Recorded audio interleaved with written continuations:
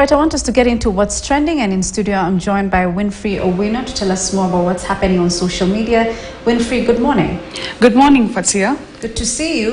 Let's start off with, of course, the latest that's happening in the sugar industry. There's a lot of controversy surrounding it, and President William Ruto has been seen making a couple of remarks. Tell us about that. Well, Fatia, indeed, there is something going on in the sugar industry in the country, because first of all, we see the president has been on a tour in the western region, which is known to be the main producer of sugar in the country. So he's been to Bungoma, yesterday he was in Mount Elgon and some parts of Mumias, and just conversations about the sugar industry. So we saw a video clip doing rounds on social media. We don't know if really it is something that happened or was it staged. That is something we cannot quite report on authoritatively, but there's one player in the sugar industry called Jaswant Singh Rai, who was allegedly abducted on Friday. Then by Sunday he had been released, and his lawyer told the media about it. Then yesterday we also have another, his close business associate. He's called Patni. He was taken in for questioning yesterday, and he stayed at the DCI basically the whole day, and he left. And the lawyer was telling us that when he was released, actually no questioning was done. He was just sitting there the whole day, and it's just a roller coaster of events going on in the sugar industry. But in the meantime, the president is also making very strong remarks related to the sugar industry. On Sunday, he did say nobody is above the law, and he said that Indian guy cannot make us continue experiencing these problems with the sugar industry. And remember, when he's making these remarks, it's a very strategic move to be making it from the western side, and you know, major farms, major milling companies for sugar in the country, Mumias, Trans Nzoia, Kabras, are all found in the western region. So he's making these remarks to the locals there, and you know, everyone is cheering him on. So he did say he did make those remarks on Sunday, and then yesterday he also made quite a controversial remark that has now sparked a lot of conversation online, when he gave them 3 ultimatums. It said it's either you leave Kenya, it's either you go to prison, or you go to heaven. You know, those. So some people are saying this is a good move. The president is indeed cracking the whip on cartels in the sugar industry.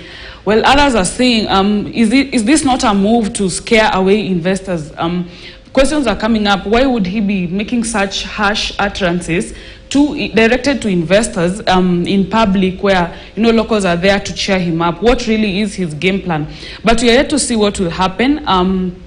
We understand since July there's been a lot of arrests, court cases, people filing for bail before they are actually arrested and all that. But what we know is that something is really going on in the sugar sector. Someone who is in power is cracking the whip on the major players there. And we also understand that Singh comes from the Rai family, who are actually major shareholders in Menengai, who give us a lot of products we use at home in the sugar industry, petroleum and all that. So basically, we'll see how this will go on. If somebody will go to court, if a case will be there. And it's also important to note that Rai and his brother are in a court fight with regards to the receivership and how to revive Mumia's sugar. So basically, that is the main reason the president is out there. And he's saying the feud that is ongoing should not really affect the production of sugar, which is to be consumed by Kenyans. Basically, that's just it, Fatia. Right, of course, that's a conversation that will go on throughout the week. But I want us to move into something else now. I do know that police have recovered 600 kilograms of bang that was heading to Kisumu in a hearse from Busia. Tell us about that. Yes, indeed, very true. And I don't know what's going on, but it seems there's some crackdown on drug trafficking in the country. You remember there was Madhe Wangara, others were arrested in Buruburu, and now today we have, the police have actually updated us on 2 major events that happened.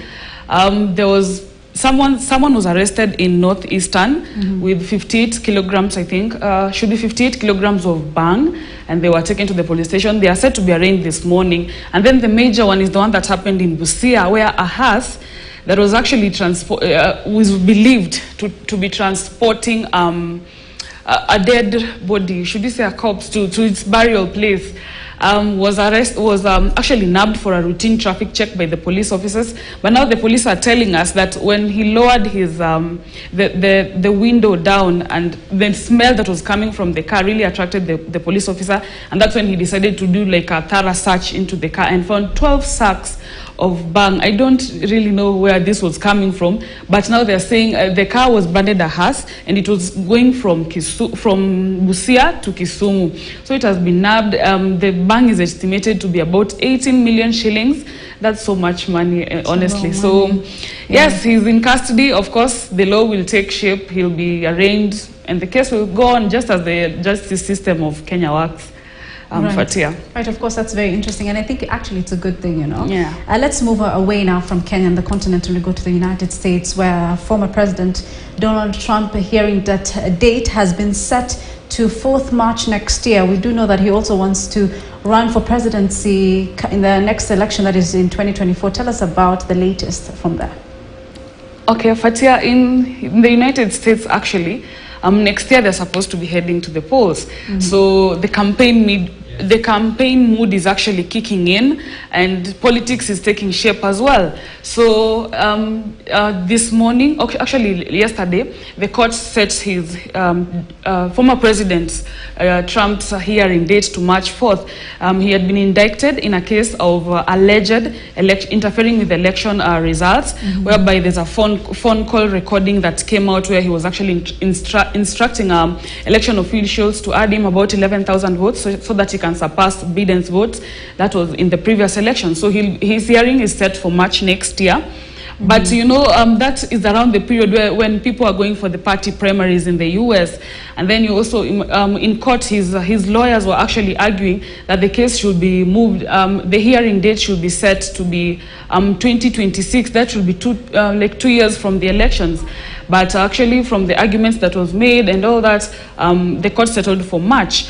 And it's also important to note that there are two things involved here. Experts in the US, political experts in the US are arguing that this case is actually a make or break for Trump in his quest to get a second term at the presidency of the United States. It could either break him, break him in terms of people view him as someone who has a case that's going on, or it could either break him. Remember, good publicity is publicity. Good or bad publicity is publicity. So just basically that's it. We'll keep on watching the developments that will be coming from this story. But all we know is that his hearing has been set already, and he has two cases.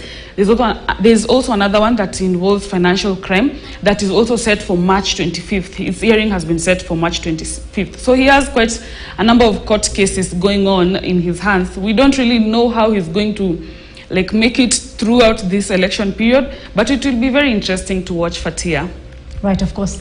Very, very interesting development there from the US. Thank you so much, Winfrey, for your time and telling us, of course, what's happening on